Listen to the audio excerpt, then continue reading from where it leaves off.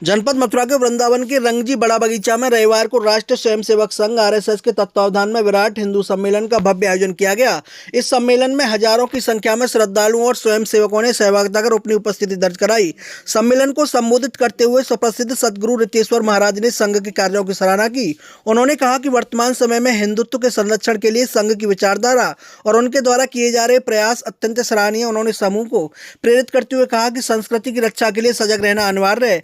वहीं मुख्य वक्ता के रूप में उपस्थित ब्रज प्रांत प्रचारक ने हिंदुओं की एकजुटता पर विशेष बल दिया। उन्होंने सभा को संबोधित करते हुए कहा कि समाज की मजबूती के लिए सभी हिंदुओं को आपसी मतभेद भुलाकर संगठित होना होगा। कार्यक्रम के दौरान पूरा परिसर जय श्री राम के उद्घोषों से गुंजायमान रहा। इस अवसर पर संघ के विभिन्न पदाधिकारी और क्षेत्र के गणमान्य लोग भी मौजूद रहे।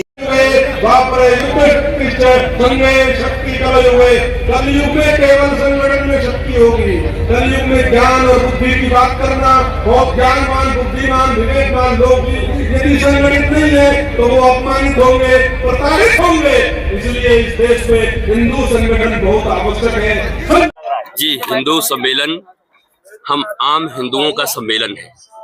हम चाहे जिस पद पे हों, जो प्रतिष्ठा हो, पर अगर हिंदुत्व का छत रहेगा तो हम सुरक्षित रहेंगे।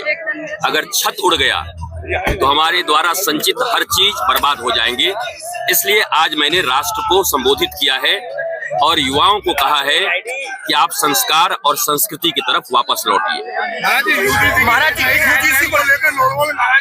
देखिए, जो कुछ भी गलत होता हुआ दिख रहा है उसका विरोध होना चाहिए और मुझे विश्वास है कि जो लोग बैठे हैं शासन और सत्ता में वो लोग इसको सुनेंगे भी और इन त्रुटियों को यथाशीघ्र दूर भी किया जाएगा, क्योंकि ऐसा कोई कार्य नहीं होना चाहिए जिससे समाज में वर्ग भेद और बढ़े।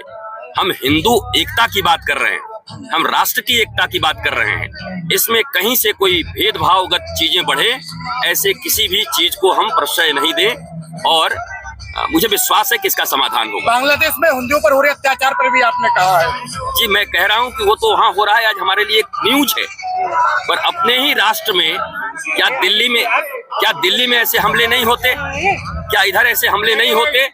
एक दिन पूरे इस राष्ट्र में भी हो सकता है। उसके लिए हमें जगना होगा, अपने राष्ट्र की रक्षा करनी होगी। 140 करोड़ सनातनियों को जगना होगा। आज इस समय हम रंगी जी के बड़े बगीचा में है और 8 फरवरी का आज दिनांक है। जैसा कि आप सब लोग जानते हैं कि विगत कई दिन से इस सम्मेलन की तैयारियां चल रही थी और आज ये कार्यक्रम इस समय चल रहा है और आप सब भी लोग उस समय मौके पे थे। लगभग 11:30 बजे ही सारी कुर्सियां भर गई और बहुत बड़ी संख्या में, इस समय हजारों की संख्या में महिलाएं, पुरुष, बच्चे, बुजुर्ग आए हुए हैं और वो ये देखने आए कि किस प्रकार का सम्मेलन हो रहा है और उससे क्या हमको सीख मिल रही है। और जो भी आज महाराज जी आए हैं, महाराज जी ने और साध्वी जी ने, सब ने आज यही मतलब सबका आज मंत्र रहा कि किस प्रकार हम जो हिंदू हैं उनको एक रहना है और जातियों में बंटना नहीं है। और जो